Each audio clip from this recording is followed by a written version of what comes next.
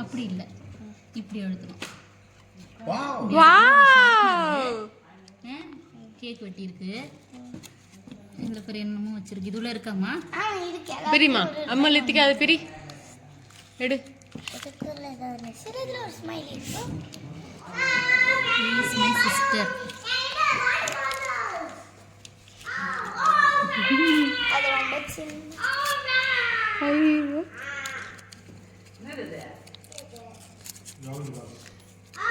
அது என்னன்னு படிச்சு பார்க்கணும் Lithika. She is my first sister.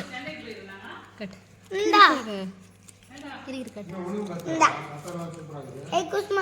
You is my best ever. எழுதிருக்குன்னா எழுதிருக்குன்னு பாரு.